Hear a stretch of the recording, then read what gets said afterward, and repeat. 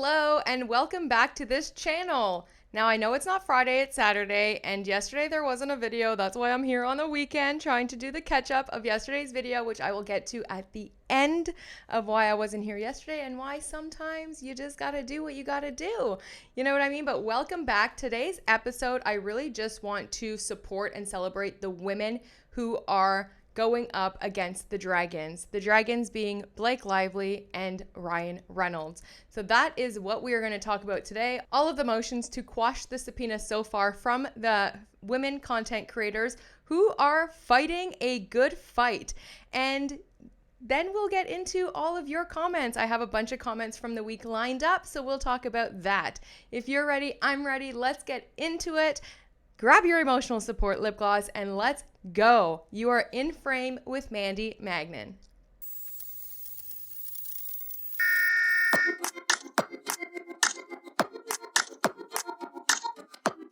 Before we get into the motions to quash, as a Canadian woman, hearing the news on July 24th that all 5 former hockey players were found not guilty of sexual assault was absolutely devastating.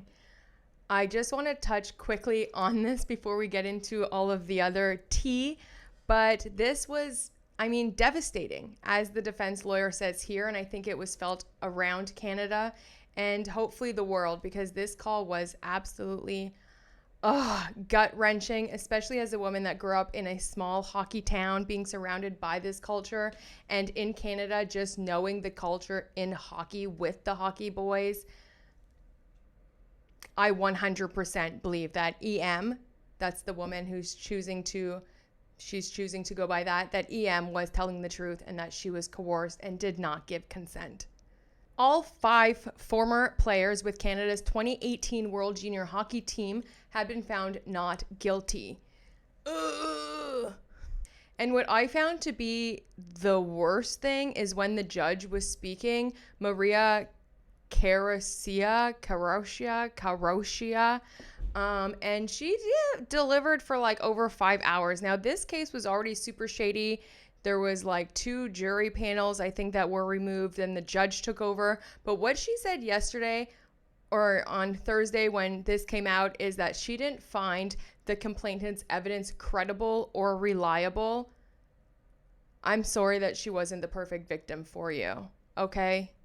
And the defense lawyer for these hockey bras said that this ruling was vindication for their clients, that after spending the better part of a decade defined by the one-sided narrative created by Hockey Canada's settlement, please, one-sided narrative, there was only one side here, okay? Because this brings up a lot of other questions, and I'm still like reeling from it and trying to like process it, because as a woman that has been put in situations, many situations, where it's almost better to comply at the time than to fight and say no. I know how EM felt. She was an intoxicated woman who went back to a hotel room with one hockey guy, and he decided, hey, let's run a train. Let me bring all of my guy friends over. And that raises alarms also to me on like how we're seeing intimacy, or how men are viewing intimacy and sexual acts. And it raises so many red flags to me on just what is enjoyable about that. And from all the stories I've heard since a child from hockey bros about the things that they do in locker rooms as well as being around them, I just know for a fact that like, yeah, no, she was intoxicated, number 1, can't give consent. And number 2, what are you supposed to do with the power dynamic of having 5 guys, there? And then afterwards they said, because they got 2 videotapes of her after the fact saying that it was consensual and it was consent. But why do you think that they had to get those videos? Because they knew if this got leaked, it would be over for them, because it wasn't consent. So I hope that they appeal. They have 30 days to do so. I fully trust and believe EM's story. I have been in positions like that, where even if you say no so many times, no, you try to brush it off, you try to fight, you try to get away, they're going and going and going and pressuring you, and sometimes just for your own safety, and sometimes it is just easier to comply than it is to, keep fighting. And I feel for this girl, and I hope and pray that this doesn't mean that in the future more women aren't afraid to come forward. And I can't stress this enough, that if you are in a situation like this, God willing, you never are, that you have the strength to fight and say no, and if you can't, to report it. And yes, believe all women. That hasn't changed. I know on this channel we do talk a lot about Blake Lively, but I am an advocate for women 100%, for real victims, and believe all women. And even in the case of Blake Lively, believe all women. Believe that her CRD complaint was true until it isn't, right? And then you can go back and start asking the questions and realize whether or not the truth is the truth or the lie is the truth, right? And in her instance, Blake Lively, it's definitely 100% a lie, and I stand by that. But I also do realize that there are still real victims out there who are not getting the justice that they deserve. And in this case, I feel like the justice system of Canada failed EM. And I hope that these men for the rest of their lives are remembered for what they've done, and guaranteed, if this wouldn't have gone into the courts, or if EM wouldn't have reported, that they would continue to do this kind of behavior if they haven't already done it before. I'm sure they have, and probably even worse things, because this doesn't just happen. This is something that's ingrained in them. It's a culture inside of hockey, and they're just guilty. And I hope for the rest of their lives, their faces and their names are remembered, that everyone knows who they are and what they've done. EM, I just want you to know that I stand behind you. I believe you, and I truly am unbelievably sorry that the Canadian justice system failed you. And that's from, as a woman, as a survivor, and as someone who's been in your shoes, not quite, of course, but has been in situations similar to you. But when I was growing up, we didn't have really any rules about consent. Things weren't talked about the way they are talked about now.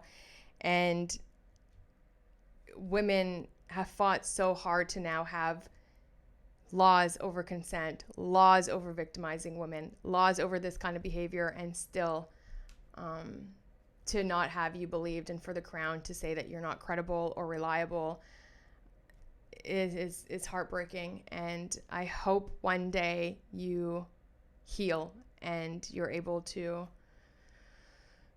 trust and love again. And yeah, I'm sorry that the justice system failed you. With that being said, let's get into some other women who are also fighting a good fight against the justice system, against sham subpoenas, and against the dragons, Blake Lively and Ryan Reynolds. I am so continually inspired by these content creators and these women, and now even reading their motions to quash, incredible. So we are going to go over them. I've highlighted some of the most important parts, and there are some lines in there that I was like, yes, okay, T. And I will say that this whole thing definitely has backfired. I don't know what Blake's counsel or Blake was thinking subpoenaing all of these content creators. Like, I'm not sure if they thought initially that maybe the content creators wouldn't know, or they wouldn't be notified of it, and that they would only deal with Google, X, and TikTok. I'm not really sure, because what they have done here is, it's completely backfired. It might have been the dumbest move they've done so far, trying all of these little ways to try to prove something that didn't happen. And this might have been the dumbest move that is completely backfired in their face. Because you have now given the content creators who you think have been smearing you, even though it's just opinion, and most of them have come out now and said that they weren't being paid. There is no smear campaign. They're just reporting and giving their opinions on public information. They were never hired or talked with the Wayfair people, and they just didn't mess with you. And you couldn't handle that. And now you've given them an open door, public access directly to the judge. So now they can publicly, in the court system, tell you exactly how they feel versus just having it on their YouTube channel, their TikTok, their X account. You've opened the door for them to be able to do it inside of the courts with a direct line to the judge. What were you thinking? It wasn't good enough that they were smearing you online and not favorable to you and didn't like you on their social media. Now they're not going to like you publicly in the courts. Okay, let's get into it. Last week, we already went over the letters that were filed by the manager of Cassidy O'Connell. Chef's kiss. They were chef's kiss. These women are slaying. And then we also got motions from other content creators as well. A few days ago, we also went over the motion from Alexander Townsend. And now we're just going to talk about the motions to squash subpoenas by the women. I know that Perez Hilton did put in a motion as well, but I just want to talk about the women today and celebrate women who are standing up and fighting, okay? So first we're going to talk about the motion to quash subpoena that was sent by Leanne Newton. Then you see there was a motion to quash subpoena filed by Mackenzie Folks, one by Ashley Brianna. A motion to quash subpoena and protective order also filed by Lauren. And what the judge has to say about all of that. Please take notice that non-party movement Leanne Newton hereby moves this court to accept this pro se motion to quash pursuant to Federal Rules of Civil Procedure 45D3 and 45C2 to quash and revoke the subpoena issued to X Corporation dated 3rd July 2025, seeking personally identified information and private data associated with my X account or YouTube channel. Etra Hudson, counsel for the party who served the subpoena, has erroneously misspelled the account username, and then she gives omitting the one at the end, which is like, if she hadn't found that out, she would have even known that she was being subpoenaed, which is crazy to even have spelling mistakes on their usernames. For clarity, the account Kiera J200 does not exist, but when it is searched for, the only account suggested is mine, and then she gives that exhibit. I am filing this motion pro se to ensure that there is a response from myself on file before the deadline we have advised of July 31st, 2025. I have very little information regarding the subpoena. Some accounts have not yet received a copy, even at this late stage, including myself.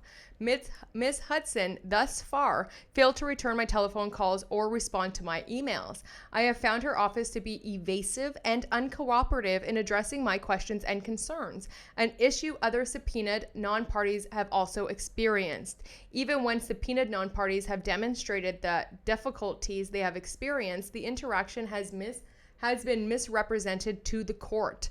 On July 18th, 2025, Ms. Hudson filed a letter to the court stating one subpoenaed content creator even went as far as to record a call with a receptionist from Ms. Lively's attorney's office without express consent and then posted the recording on YouTube. Ms. Hudson then proceeded to include a link to the content creator's show where he was recorded his call with the receptionist from the law firm. This is Andy Signor from Popcorn Planet. The video very clear showed that the content creator had notified the receptionist that the call was being recorded at the start of it, and the receptionist had chosen to continue the call under those circumstances. She then suggested in a footnote that the content creator had committed a crime, which is not true. And that is the truth, because at the beginning of the call, Andy says, "You are on a recorded line." The response deadline in the X Corp subpoena is due on July 16th, 2025. However, notice was not sent until July 17th, 2025. Nuts. I am concerned that the tactics may have been employed to cause confusion and or delay so that I will miss my chance to file on time given the treatment of another non-party subpoena that was not issued as part of this lawsuit but has material relevance to it. I am a British citizen and resident. I will be making my arguments based on both British and American laws to ensure all potential bases are covered. Yes, indeed she did. Okay. The subpoena is unsupported by any evidence of good faith basis, and not a single solitary offer to proof exists to insinuate any connection between the subpoenaed content creators and any party who is the subject of the underlying case. Further, such inquiries should be made directly to the parties of the underlying case to obtain connections to third parties. It is monstrously inefficient to seek connections to the Wayfair parties through selecting third parties at random for what amounts of digital strip search. It also has the effect of chilling freedom of speech and expression, both of which are protected under the Constitution of the United States of America. If that wasn't already enough, I believe that a request of this nature compromises the safety and privacy of non-parties who never intended or foresaw that they would be pulled into this litigation. She goes on to say that she creates content on various social media platforms and reports on publicly available legal filings. In many ways, on my YouTube videos, I have openly shared my own experience of domestic abuse and the years-long criminal proceedings that followed, along with the effect of all of that on myself and my family. Like many others, I was hopeful for the positive impact of the movie It Ends With Us would have on bringing awareness to the serious issues of domestic abuse and sexual violence, and aid women to recognize the signs of an abusive relationship. I hoped that the partnerships with the charities such as No More would provide desperately needed resources to anyone affected who was seeking help and advice. I had seen Justin Baldoni's previous work, which had centered on sensitive topics, including cystic fibrosis, and I was optimistic that he would do justice to the subject matter of this film, like many of us. When the promotion was underway, it was clear it was lacking any messaging about domestic violence. Mr. Baldoni was the only cast member who was vocal about DV, and in fact, on the occasion, Miss Lively was asked a question about domestic abuse or how people should share their experience with her. She scoffed, laughed, and answered with an inappropriate joke. The rest of the promotion fared no better, with cross-promotion of hair care products and alcohol, which was completely at odds with the intended supportive messaging surrounding DV, and name-dropping her famous friends along with her clothing brands and songs. There was further controversy when Brendan Sklenar filmed a junket with Ryan Reynolds, who portrayed a jealous husband, Hugh Jackman portraying a jealous best friend, and Mr. Reynolds' mother portraying a jealous mother-in-law, whilst simultaneously fixating on a close-up image of Mr. Sklenar's clothed posterior. Mic drop. Thank you. Like many, I was horrified that not only was the important message intended to raise awareness of domestic abuse being erased, but the people in charge of the marketing and promotion were mocking it and even imitating some of the behaviors that are commonly associated with domestic abuse. Then, we were all told to grab your friends and wear your florals when we go see the movie.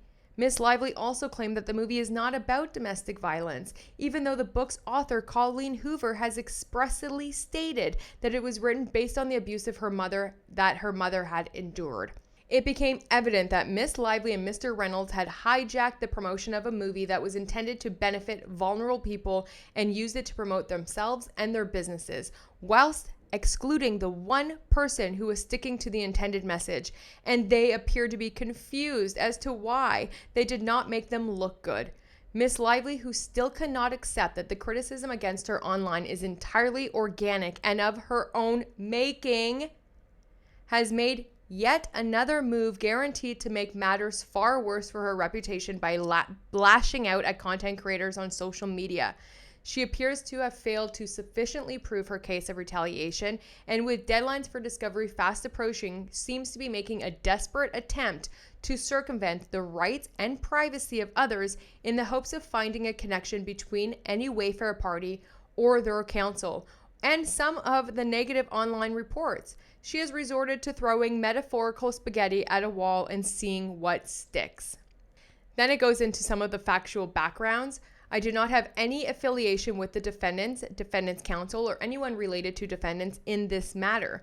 On 18th of July 2025, I received notification from another subpoenaed ex-user to say that they believed I was on the subpoena and that my identifying information, including names, emails, addresses, IP logs, payment data, and other personal information was being sought.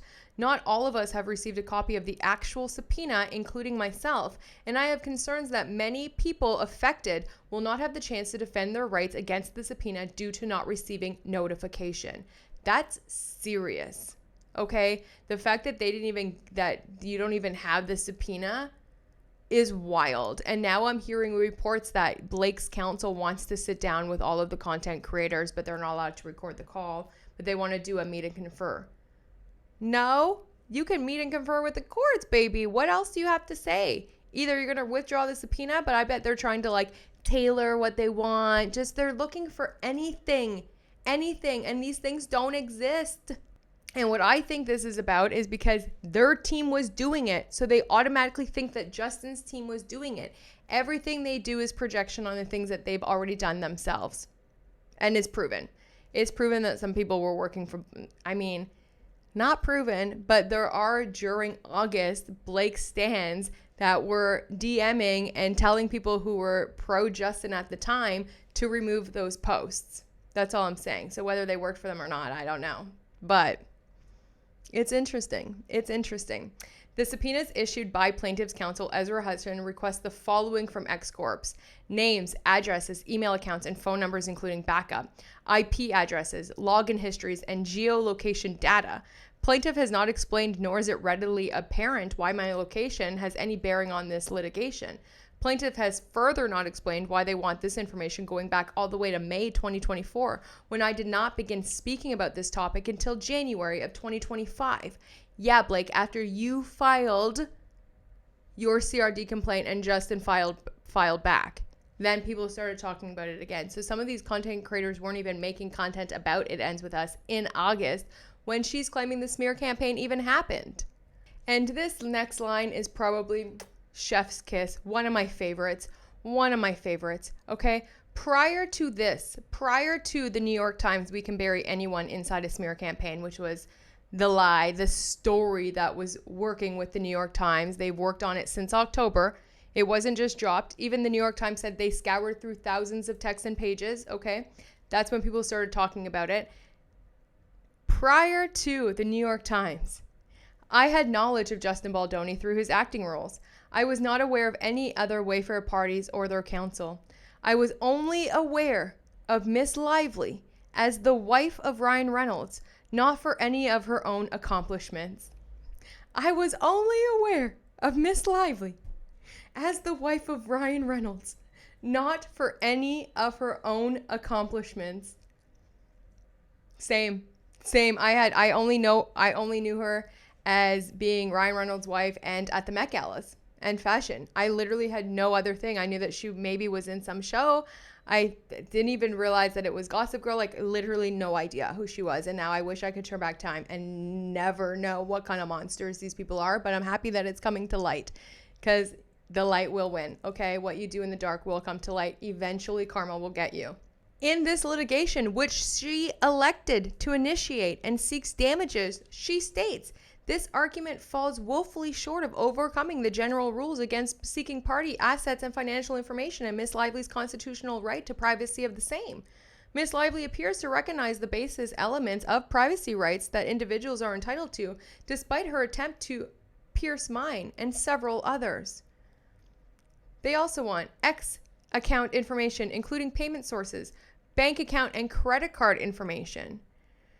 I fail to see why information such as bank numbers would be required for any other purpose than to issue a further subpoena to the financial institutions with whom I conduct my business to obtain fuller financial records which have no relevance to Miss Lively's claims and are grossly intrusive. Furthermore, this information would be futile to Miss Lively, as I am a British citizen and resident, and a subpoena served on me personally would be unenforceable without going through difficult channels. They also want backup recovery details, premium services, account uses history. Given Mr. Reynolds was dismissed as a party on the 9th of June, I find it concerning that he is referred to as a party in this action within the definition of a subpoena dated July 3rd of 2025. This seems at odds with the court's order dated June 18th, 2025, and as far as the content creators are aware, Mr. Reynolds is not alleging any untraceable retaliation campaign for raising allegations of sexual harassment. I find this heightens my concerns that this is a fishing expedition intended to cause intimidation and harassment. I agree, and that's what I've been saying was on my mind the last week or 2 weeks. Why is Reynolds' name still in all of this stuff? Why are they asking, even when they subpoena the other third parties for the Wayfair people, they're asking for communications that have to do with Ryan Reynolds, his business, all of this stuff. It's like, he's not in this party anymore, babes. So what? Her UK argument is good too, because obviously she is a British citizen and resident. As such, American courts have no jurisdiction over me and my data. And this quote again is super good. Once a subpoena leaves its jurisdiction, it becomes nothing more than a wish list. I love that. I love that.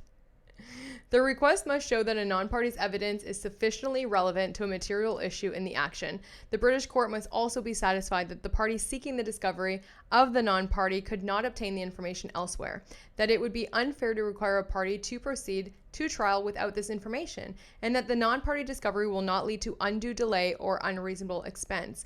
Ms. Lively's counsel has not followed any of these steps. They have instead chosen to send out a series of broad and improper subpoenas to tech companies and cross their fingers in the hope that some companies may fall for it. They have effectively abused their subpoena power to create what can only be described as spam subpoenas. I have engaged in lawful commentary on a high-profile lawsuit, a matter of public concern. I am not a party to the case and have no affiliation with any party. Plaintiffs have not provided evidence of wrongdoing, much less satisfied the burden for disclosure, merely because I express a perspective disfavored by the plaintiff. Disclosure in this context would chill lawful expression. And under Rule 45D, also, plaintiff cannot offer one single piece of evidence to explain or support these requests. The only reason I am being pursued in this manner is because I do not speak favorably about Miss Lively, her husband, or her legal team. That is seen as abrasive, mean-spirited, and unprofessionally careless of any party's personal information, including their own clients. And because she is where she is, in British citizen, they didn't even file the subpoena within the right jurisdiction. And a lot of content creators are saying that because even Google, who you have to file, they filed it within the Southern District of New York and not even where Google is located, and as well as X. If they were going to subpoena X, they would have had to subpoena X in Ireland, which is the closest to her. Then we get into some juicy stuff because she let it out, girlies, okay? She just went for it. While attorneys affiliated with Manat, Phelps, and Phillips, LLP, may be accustomed to filing sham doe lawsuits as they have done in the case to access the entire contents of defendant Jennifer Abel's phone, in which they have filed a fabricated complaint with false causes of action using Mr. Reynolds' shell company in order to serve a discreet subpoena to seemingly legitimize information that may already have been in possession of. Once the Van Zandt lawsuit had served its purpose, it was quietly withdrawn without any Wayfair party or their counsel being aware that it existed. This is not the way to litigate fairly. Every person being served a subpoena has the right to be notified, legally represented, and protected, either by counsel in a standard lawsuit or by a presiding judge who has heard the pleadings and determined the legal necessity of said subpoena in a doe situation, or that does have legal representation to protect their rights. I have concerns that not all content creators will have the chance to defend themselves since there is no complete list available for which Ms. Lively has requested this overbroad, intrusive information from. I request the court see all doe-type subpoenas served without court order from the appropriate district court be revoked, and any further subpoenas of this type be properly filed by Ms. Lively, being required to present her prima facie case to the appropriate district court for a court-ordered subpoena to protect the First Amendment rights of everyone involved. This has not been done in my case so far. And very valid points from everyone who mentioned their safety for their loved ones as well, because we know these Blake stans are a little... Look at all of the other stuff that has been happening, trying to dox people, trying to call them out, doing all of this stuff. I mean, it's a little bit intense on the internet if you're out here doing the work, okay? And this is valid. I am concerned about the possibility of myself and my loved ones being exposed to the same harm that came to the Wayfair parties. Safety and privacy are the utmost important. The chilling effect of protected speech and protected privacy due to the concerns that come with private information being exposed is profound. Miss Lively and her same law firm, Manat, Phelps and Phillips LLP, have already set one dangerous precedent during the lawsuit, namely the Van Zandt sham lawsuit, where Miss Lively obtained the entire basis of her retaliation claim spelt out in her CRD complaint. The New York Times article and subsequent lawsuit, despite the New York standard for filing Doe lawsuits. Yeah. And then she posed all of the things that require the Doe lawsuits. It appears there could be no retaliation claims without the ill-gotten information obtained by the Van Zandt sham subpoena, which it appears to be an abuse of process. Yet this case continues, and now baselessly seeks mine and 19 others' private information. Miss Lively must not be allowed to collect such sensitive information to use in a harmful way again. The article, written by former defendant New York Times, appears to have begun being written months before any judicial proceedings was ever filed in court, and states that information it relied upon came from thousands of pages of emails and texts. Yes, we all saw it. We all read it. Like, you can't just erase that happened, which we now know were produced by the Van Zandt sham subpoena. Miss Lively and her law firm cannot be allowed to misuse the courts of New York as a witch hunt against those who speak their opinions about her conduct as a public figure and a party to a public judicial proceeding. I have never been contacted by the Wayfair Party or their counsel. However, I am not going to mislead the court and claim I've never contacted Wayfair counsel. I have freely disclosed that I have sent information that I believe to be important to some of the Wayfair's counsel via their publicly available email addresses, including the metadata discovery details in footnote 17. That was the Van Zandt. That was the New York Times, and how they used, there's clear metadata that they were working on that story well before it was dropped, months before, all the way until October. So shady. I'm irritated that Ryan Reynolds, New York Times, and Leslie Sloan were dismissed. I'm still like not over it. And the YouTube video playing an uncovered recording of WME CEO Ari Emanuel admitting that he had terminated Justin Baldoni's contract with WME because of Blake and Ryan Reynolds. I was never asked to do anything on behalf of any party. I have not been paid by any party, and the communications I did send were on my own volition to the Wayfair Council and received no response. It remains unclear by what stretch of the imagination Miss Lively believes that I am part of some secret plot to smear her, when I have been open about what I have sent to Wayfair Council. Further, Miss Lively cannot attempt to obtain these communications from me as I am under the UK jurisdiction. Miss Lively proclaims herself to be the voice of women and vowed to not stop speaking for us. Oh God, I had a hard time reading that. Did she? Yeah. Where are you now, Blakesky? With everything else going on. Nope. Miss Lively proclaims herself to be the voice of women and vowed to not stop speaking for us while simultaneously causing lasting harm to woman after woman. I have not engaged in any alleged smear campaign, nor has Miss Lively offered a modicum of evidence to support her belief to the contrary. This subpoena fails on multiple grounds. Aside from the obvious jurisdictional defects, which Ms. Lively cannot overcome, it is breathtakingly overbroad and invasive, putting not only myself as a non-party to this case at risk, but also my loved ones who share bank accounts, credit cards, physical addresses, IP address, phone numbers, etc. It is baseless since there is not one shred of evidence that I am or have been paid by any of the Wayfair parties or their counsel or anyone affiliated with them. The evidence does not exist because it did not happen. This is yet another misstep that will bring even more criticism to her already shattered public image. Just absolutely slaying it, and I hope now the judge knows and puts his foot down and makes some rulings also on this whole Van Zandt. The way this whole thing even started is shady. They continue to be shady. Everything they're doing is just gross. I've been yelling it from the rooftops. Come on. This is another motion to quash that was filed on July 22nd that entered the dockets, and this is from Mackenzie Folks. You'll see a lot of arguments, obviously, with free speech, with getting the overbroad information. I mean, names, IP addresses, history, financial data. It is so wild. And yes, now the lawyers, they want to sit down and speak with these content creators. They want a little meet and confer. You already opened the door. You already went there. You didn't try to reach out to anyone beforehand. Shady. Y'all are shady. Mackenzie says, without establishing that the content posted by @existing2thrive is actionable or relevant to the underlying litigation, granting such a subpoena without a compelling evidentiary basis would go against the movement's right to protected online speech and violate the First Amendment.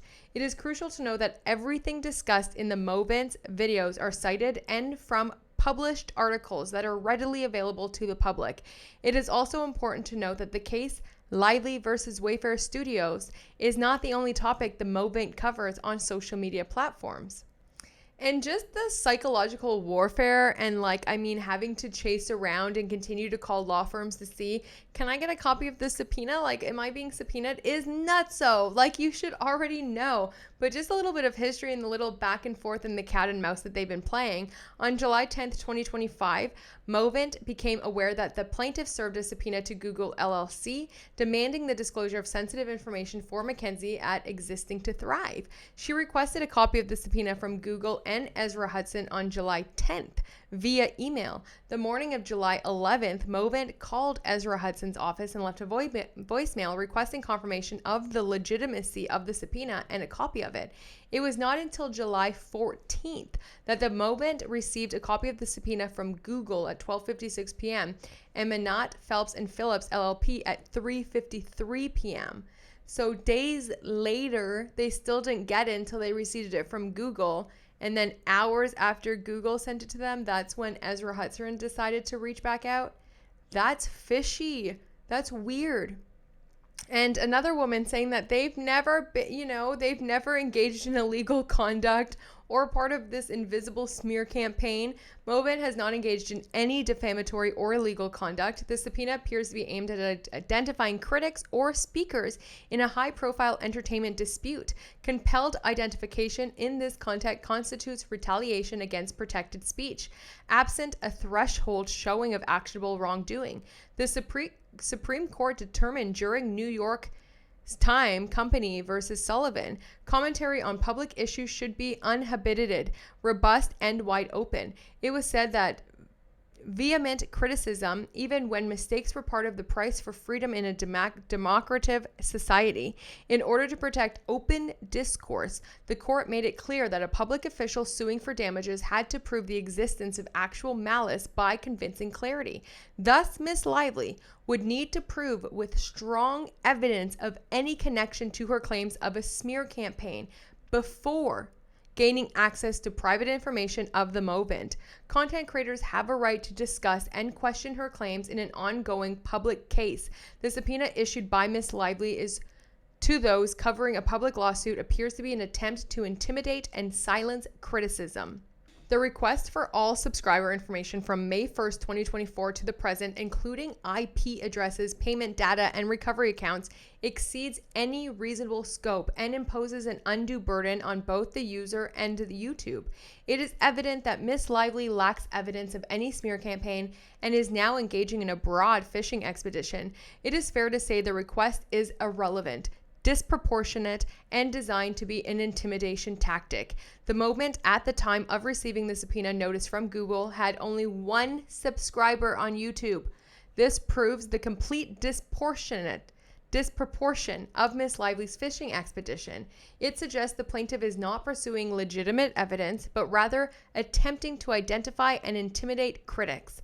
The subpoena issued by plaintiff reflects a speculative phishing expedition rather than a targeted search for evidence. The lack of any factual basis for such invasive requests strongly suggests that the so-called smear campaign alleged by plaintiff has no foundation in reality.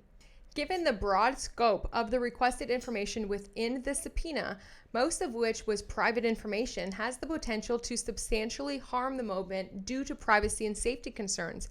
Miss Lively is a high-profile actress with over 40 million followers on her social media.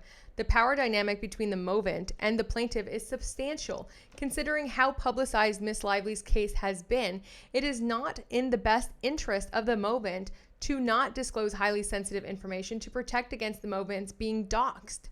Ms. Lively has already put the Movent's safety at risk by making claims that the content creators who have been the subject of discovery have already painted Ms. Lively as the aggressor in this lawsuit and have drawn a false equivalency between her discovery efforts and the Wayfair Party's alleged smear campaign.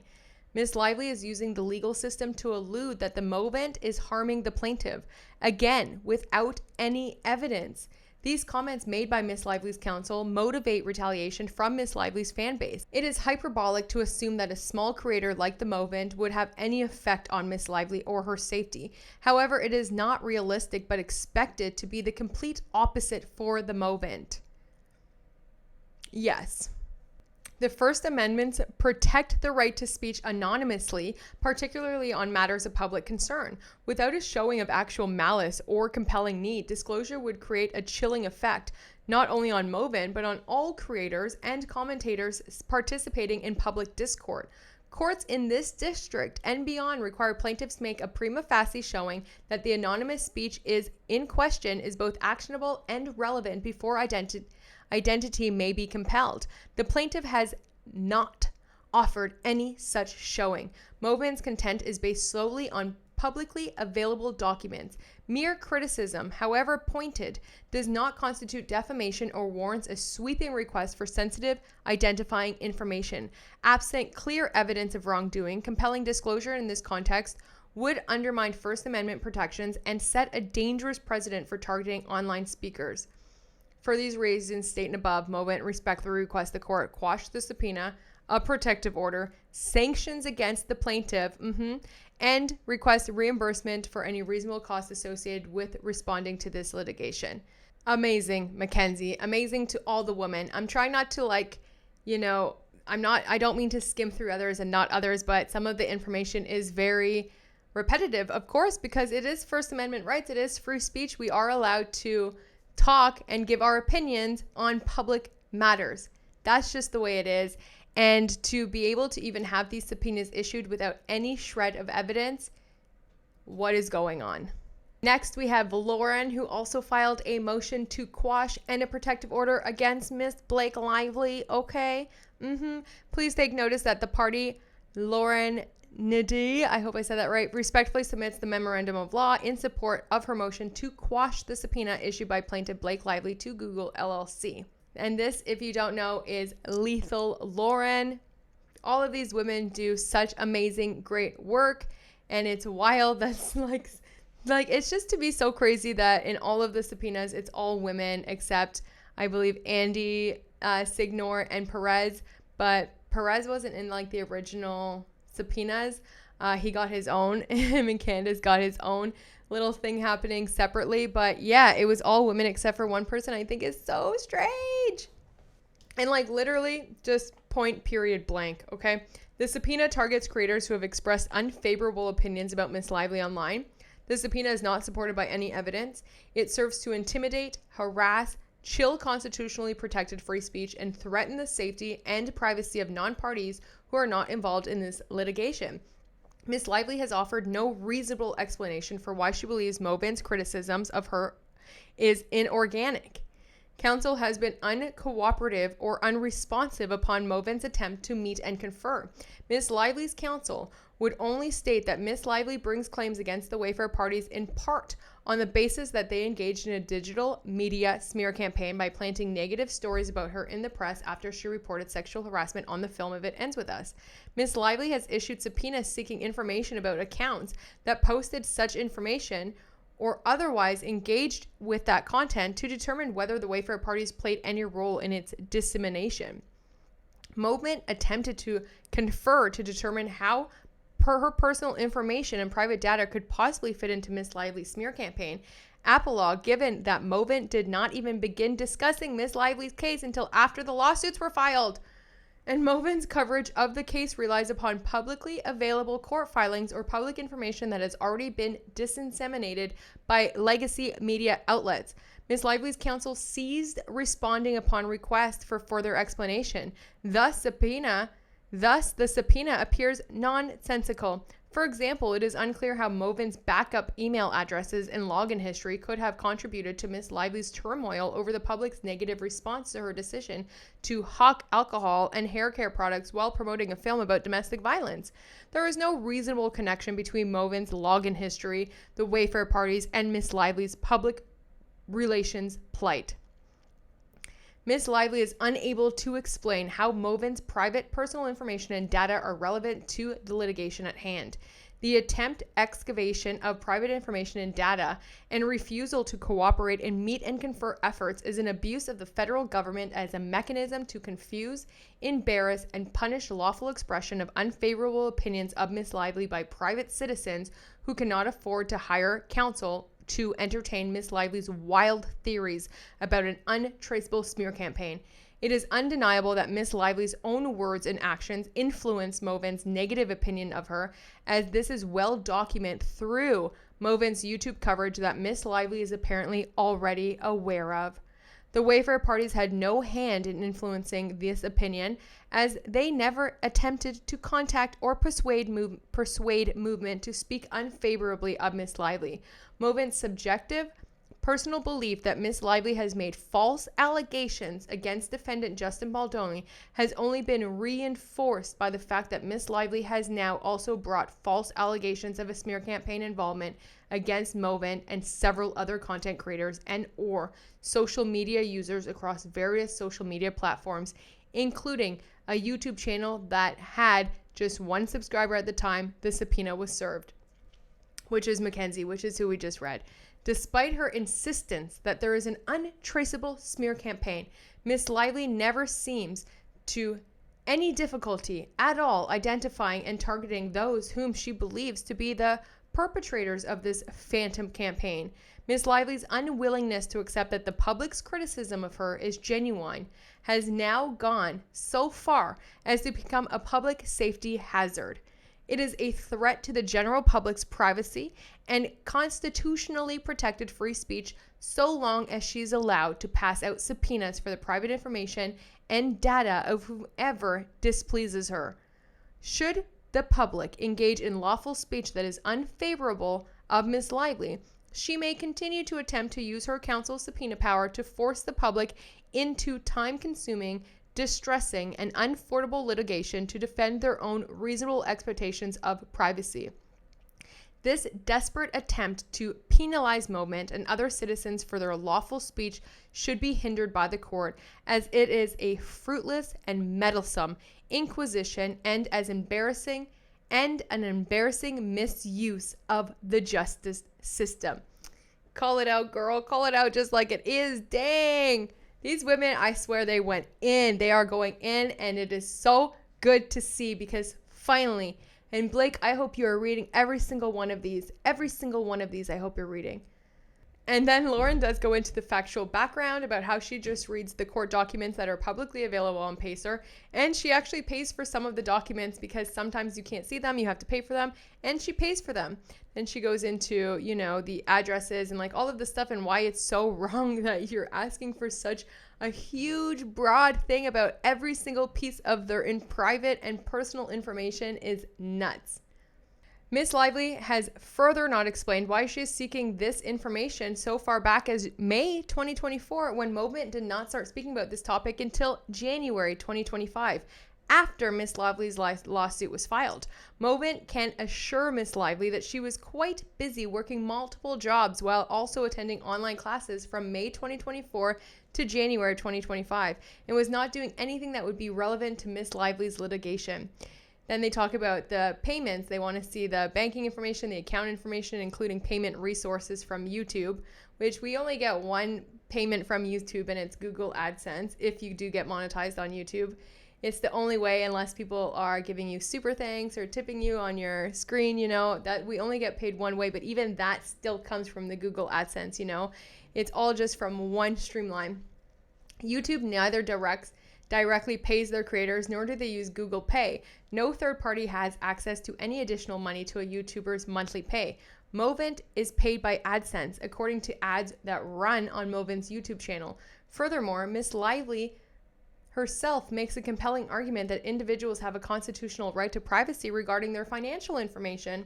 In her response to the Wayfair Party's motion to compel Ms. Lively to not disclose her own financial information in this litigation, she elected to initiate and seek damages. She states, "This argument falls woefully short of overcoming the general rules against seeking party assets and financial information and Ms. Lively's constitutional right to privacy of the same. Ms. Lively appears to recognize the basic elements of privacy rights that individuals are entitled to, despite her attempts to pierce the privacy rights that others are equally entitled to. The content creators have equal rights to you, Blake." Then the bank account and credit card information. It is bemusing to imagine that Miss Lively sincerely believes Movent's credit card information would be relevant to the claims in this litigation. Credit cards are used for purchases and not for payments. Ms. Lively's counsel has refused to offer any details to explain why they seek this information despite multiple attempts to discuss the issue. Movent gathers from the limited available information that Ms. Lively believes Movent is being paid by someone outside of AdSense to create content about Ms. Lively. The opposite is true. Movent pays for the official court filings from the Pacer website with her own money and provides commentary on these filings on her YouTube channel of her own accord. It costs Movent money to make her own content. This request for Movent's financial records is highly invasive, unfounded, and inappropriate.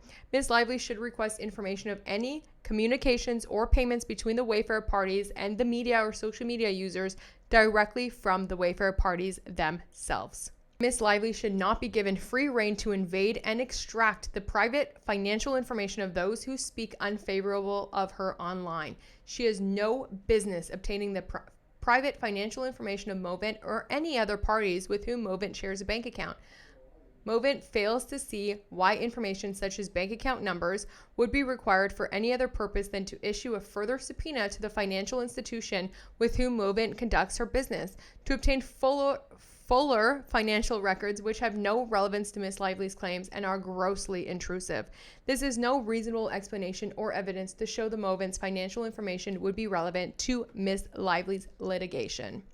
Ms. Lively has been misleading in her representation of social media users' involvement with the Wayfair parties. On July 18, 2025, counsel for Ms. Lively, despite refusing to answer questions or clarify the reasoning behind the information sought by Google, submitted a motion to compel, in which she heavily implied that Movent was among a list of creators working at the behest of the Wayfair parties via tag as part of the alleged smear campaign. Ms. Lively's counsel represented to the court and the public through creative wording that Movent and others targeted by the subpoenas were named by tag in their June 25, 2025 interrogatory responses that were designated attorney eyes only. This is patently false, as Movent has never spoken to anyone from tag, and the Wayfair parties confirmed that just one of the 43 users targeted by subpoenas to Google, X, and TikTok appeared in tag's interrogatory responses. Further, the context in which that user appeared was misrepresented. Ms. Lively's motion was a manipulative public relations tool which served only to detruce Movent and the other social media users who have been targeted by the social media subpoenas. Ms. Lively's weaponization of the legal system will continue to serve to harass, intimidate, and potentially bankrupt non-parties who are completely irrelevant to this litigation if Ms. Lively's overly broad, invasive discovery requests are not hindered by this court. Then Lauren does go into all of the legal standards that everyone should be naming, because it's like, whoa, definitely all of these legal standards. And then in the end, she says, Ms. Lively's abusive subpoena is particularly concerning considering her own recent comments propounding herself an advocate for women and girls' safety. She states, "I see so many women around afraid to speak, especially right now, afraid to share their experiences, and fear is by design. It's what keeps us silent." Ms. Lively's attempts to chill free speech through these intimidating subpoenas is troubling in this context. As a survivor of abuse who understands the paralyzing fear that can come from traumatic experiences can make it feel impossible to speak up. Movent is concerned about the precedent that could be set if Ms. Lively's attempts to scare and silence dozens of women on social media are allowed to continue. The right to free expression extends to all women, even to those who say things we do not like, and even to those who do not like us. Hurt feelings are not a valid legal basis to infringe upon the right of others. And yeah, didn't Ryan Reynolds say, oh, you can't sue me over hurt feelings? But yet Blake Lively's allowed to subpoena what now? She's sent over 60 subpoenas to people. And probably more that we don't even know of. But yeah, over 43 to content creators. Over hurt feelings.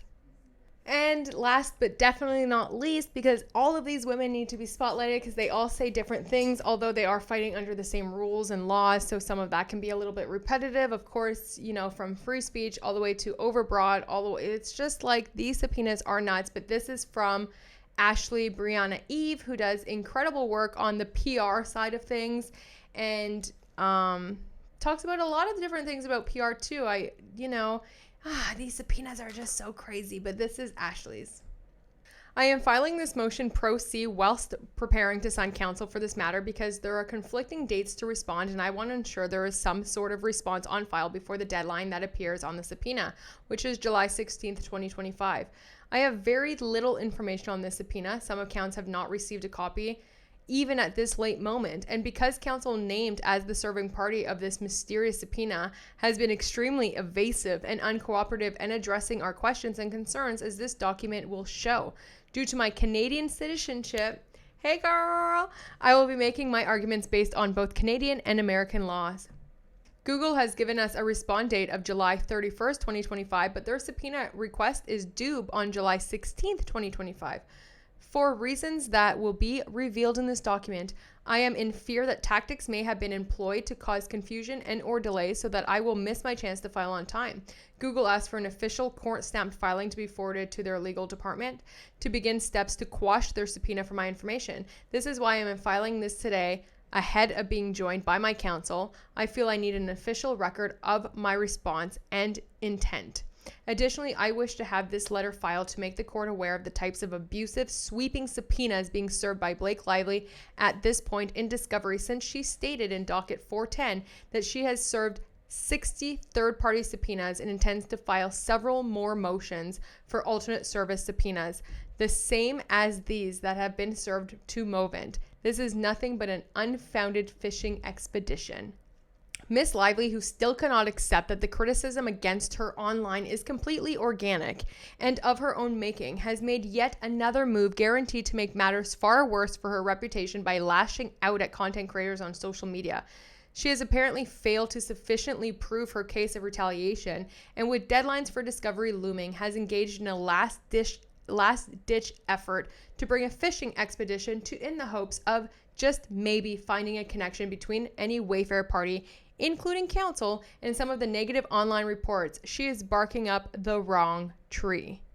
And again, she claims Movent, like all the others listed in the subpoena, does not have any affiliation or communications with the defendants, defendants' counsel, or anyone related to defendants in this matter.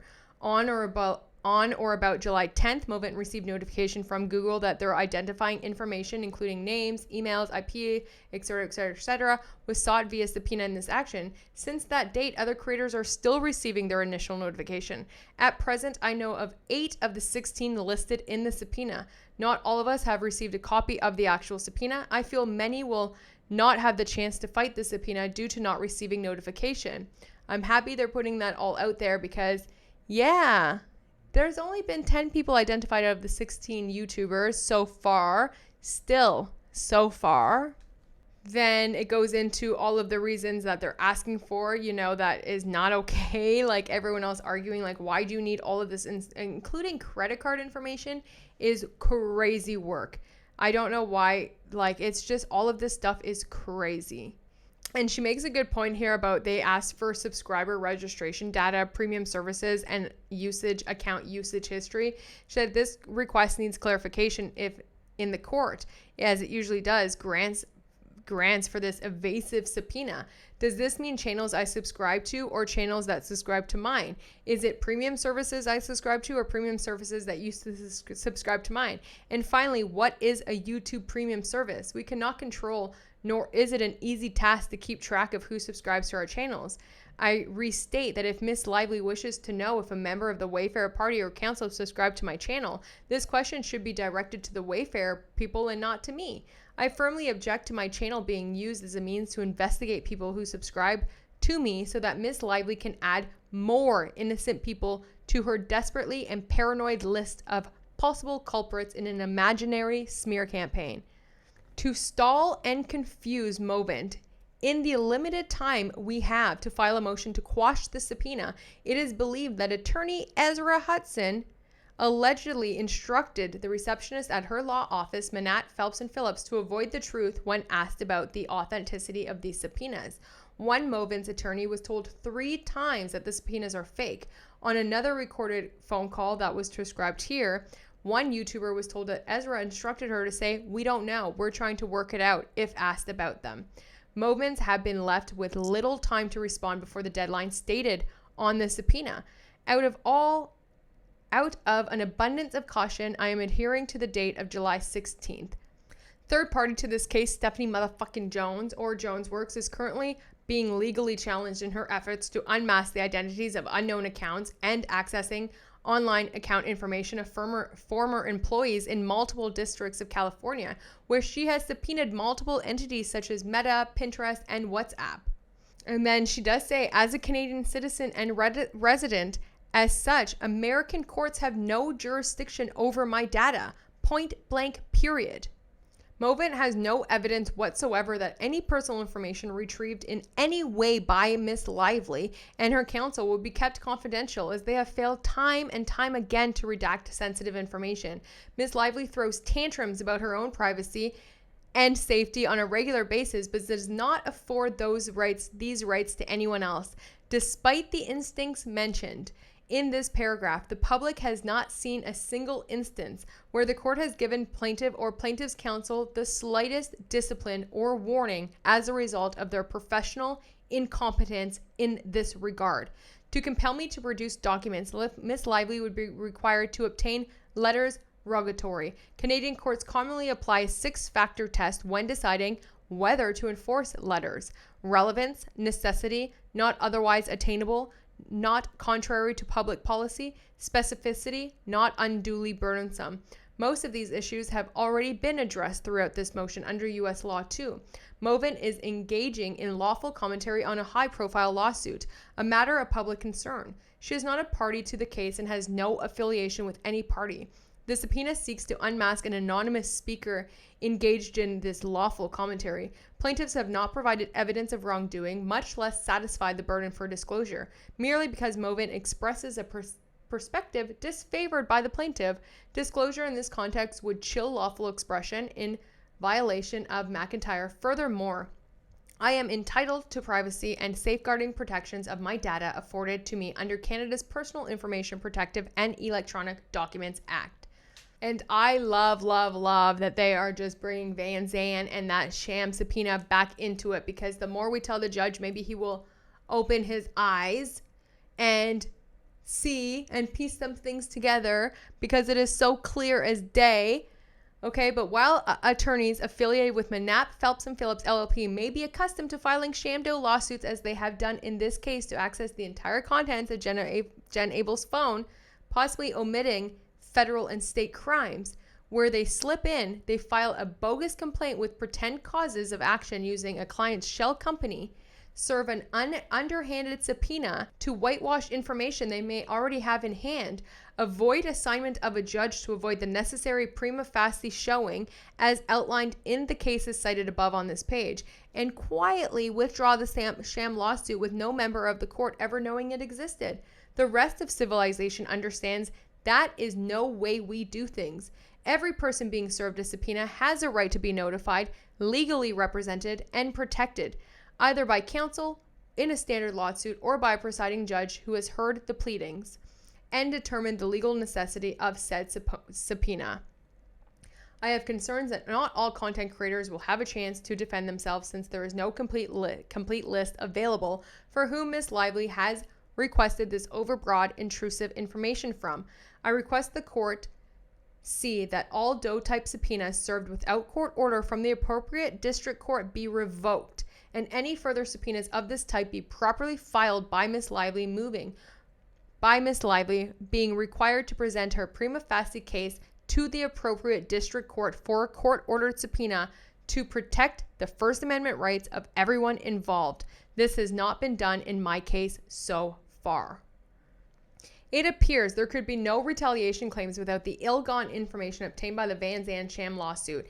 Yet this case continues in the court that now baselessly seeks me and 15 others' private information. Ms. Lively must not be allowed to collect such sensitive information to use in a harmful and scheming way once again. Ms. Lively and her law firm simply cannot be continually allowed to misuse the courts of New York as a revenge machine or a witch hunt against those who speak their opinions about her conduct as a public figure and a party of a public judicial proceeding, the reporting in which is fiercely protected by the state of New York. As we've seen with former defendant, the New York Times, who was granted a stay of discovery, never having to produce a single document before their ultimate dismissal through their article and video contained information entirely from the Van Zandt sham subpoena, began being written months before any judicial proceeding was ever filed in court, and even admitted that it came from thousands of pages of emails and texts and not a judicial proceeding.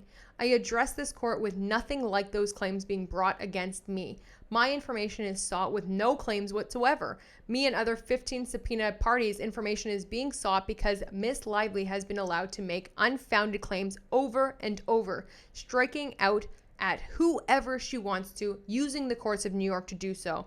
She proclaims herself as the voice of women and vowed to not stop speaking for us, while simultaneously causing lasting harm to woman after woman with her counsel and the court's assistance. I, as most of her victims, have done nothing wrong and do not deserve to be unconstitutionally stripped of my rights to suit her whims. And if you don't think Miss Blake Lively will leak people's personal information, she's already done it. Jed Wallace, Justin Baldoni's diversion thing that he had in his text messages. Jed Wallace medical information. People's addresses. Wayfair actually had to file a letter to get Miss Barnes Slater's address out of the public sphere, and it was ordered by the judge that the motion is granted in part and denied in part. Although the redaction of a non-party's address is proper, there is no cause for sealing the entire document. So Lively is directed to refile the document with the address redacted. Why not just seal the document? It says the description of what it is. Just seal it. We don't need to know her information or anything else. But anyway, it's been submitted again and redacted, but it was already out there. So if you don't think she'll also do the same things with the content creators, And as I said a few days ago, now that these have been actually filed in the courts, the opposing counsel can come in and say some stuff. And the judge made an order. Any opposition to the motions to quash shall be filed by August 1st. Movens may then reply by August 5th. So we'll see if Miss Blake Lively is going to come in and oppose any of these motions to quash, and what that will look like and what she has to say for herself. The fact that she has so much money that, because in 5 days she's supposed to be deposed. In 4 days she needs to have her stuff with Jed Wallace if she wants to refile or attempt to refile and bring him into the case. Now she also needs to be able to, by August 1st, oppose these motions to quash. So we'll see if she has anything to say. I think it would be a horrible move by Blake Lively to oppose any of these motions to quash. At this point, the women have already spoken. They've already said everything they've had to say. They've all, inside of a court, which would be perjury, they've all came out and said they have nothing to do with this smear campaign. And all of them, or most of them at least, only started making content about this case in January of 2025, when this smear campaign started August of 2024 during the premiere. And let's just forget this smear campaign that was happening, which wasn't even, I don't even think it went like wildfire, maybe for a week or two, but then that's what happens. And then the internet moves on, and the internet moved on, and it was fine. And she would have been okay when she came out with Another Simple Favor. She has tons of fans. And tell me how a smear campaign, untraceable smear campaign, to destroy her during the movie premiere, and in August, she still got almost 1 million followers on Instagram. Doesn't seem like a very good smear campaign if you ask me. Because it didn't happen. The people who just weren't messing with you weren't messing with you, and the people who were. You know what I mean? Some people aren't going to like you. This is crazy. But now I tell you now, more people don't even like you, because now we got the full rundown of how horrible you and your husband Ryan Reynolds are. Okay, that was some crazy times, y'all, because I recorded that first half of the video. Like, I might look a little bit the same, but I'm so disheveled because I just worked a whole shift. And then I found out, I came back, that half of my video from this part all the way to the end didn't record, which was all of your comments. But actually, in a weird twist of fate, it kind of worked out, because as I recorded the video about all the baddies, yeah, women, let's go girls, all of y'all fighting the dragons that I was going to post tonight, well, little Blake Lively here, guess what she did? She's running scared. Yeah, she's withdrawing the subpoenas. Now, this is the first time I read this letter, but let's read it together. But women, what you have done, ladies, content creators, you stood up, you fought a good fight. And yeah, let's just see what Blake Lively has to say here.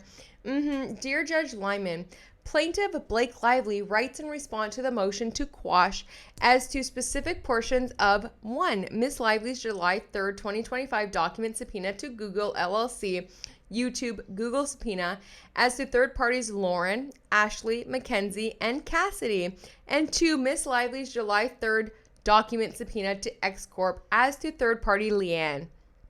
Together, the Google subpoena. Collectively, third parties. Docket numbers 445, 472, and then all the dockets that we just read. Based on the third parties' representations made in the meet and confers, public statements, or information provided in their moving papers. Yeah, it was all their moving papers. What are you guys, what? It was all like the Van Zandt. It was all calling y'all out for what you guys are, bullies, liars, and monsters, okay? There is no further information required from the subpoenas as to these specific third parties at this time. Ms. Lively has therefore withdrawn the subpoenas as to them. Accordingly, Ms. Lively requests that the court deny the third party's motion to quash as mute. As the court knows, a core component of Ms. Lively's claims center on the Wayfair defendant's digital media smear campaign, which sought to manipulate the media landscape against her using untraceable sources to paint Miss Lively as the aggressor. She's not the aggressor. No, of course. Instead of the victim. She's the victim, guys. Yeah, she's the victim. The Wayfair defendants have recently taken to mocking Miss Lively's reference to an untraceable digital campaign, claiming that such a notion defies common sense, as they are well aware the term untraceable was copied by defendant Melissa Nathan in discussing the blueprint of the Wayfair party's retaliatory plan. We'll get to that little bit of text, but like, y'all took one little thing that Melissa Nathan said and ran with it to like the ends of earth, scorched earth, literally subpoenaing over 43 content creators is nutso. It's crazy. Miss Lively's subpoenas were one part of the discovery process aimed at gathering information to link the Wayfair party's activities to sources through YouTube and X content creator accounts.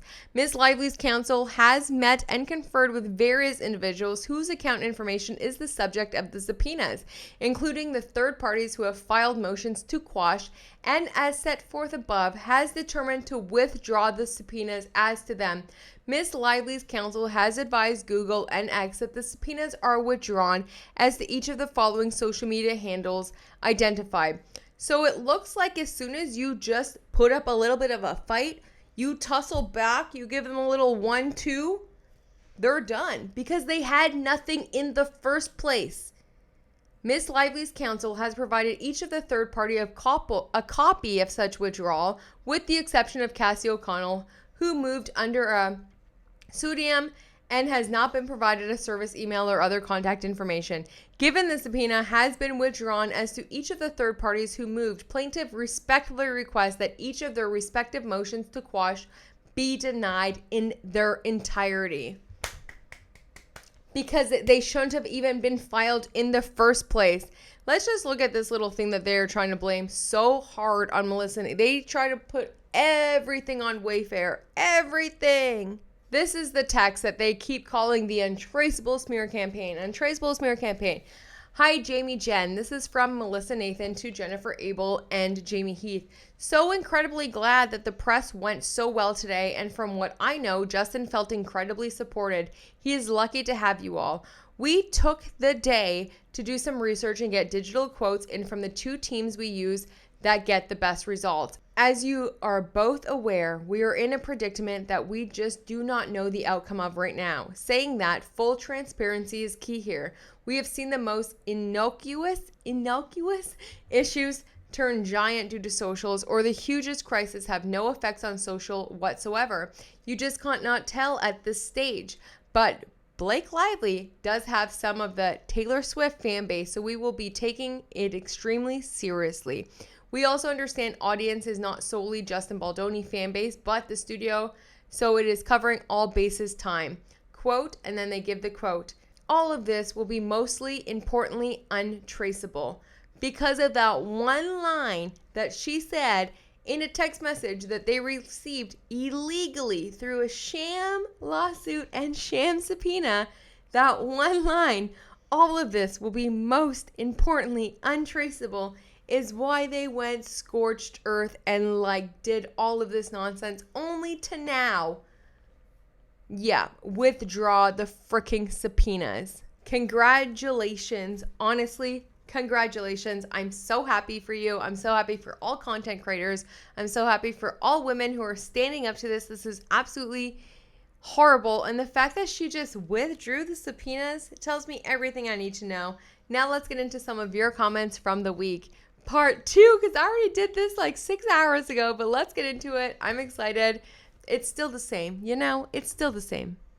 Stray Kids Stay 18 said, and then hiring Blake Lively. And this is to this little quote that I did in my video where I was like, imagine going through all of these things that Justin Baldoni went through and Wayfair went through, and then hiring Blake Lively and then ruining it. Way to drive the point home and how hard JB worked on It Ends With Us for her to end up taking it over and casting a cloud over the end product. And you were hilarious while doing it. Thanks. But imagine doing all of that and then hiring Blake Lively and having her husband come in. No. Tina Marie 9772 wrote, I still believe that Ryan is the one behind trying to silence creators, especially with the names showing up in the subpoenas. Blake Lively seems to just follow his guidance. She's word salad. He's controlled and calculating. I totally agree, and I've said from day one, my first video in August last year, I was like, something's not right in the bathwater, and Ryan Reynolds is all over this, and I think her biggest op is her husband 100%.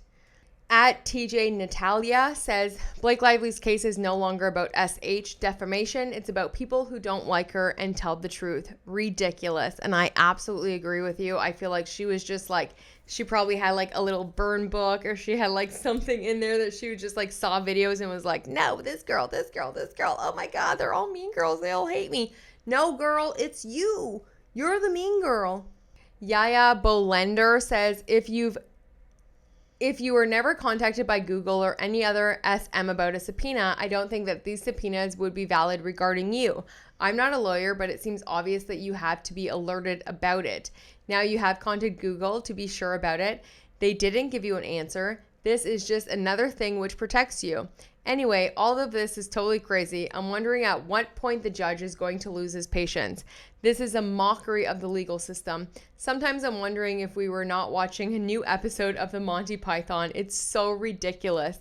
But it is not funny. It is really annoying. And there is nothing not normal in all of this. And I totally agree. At some point, especially now, is the judge not going to be like,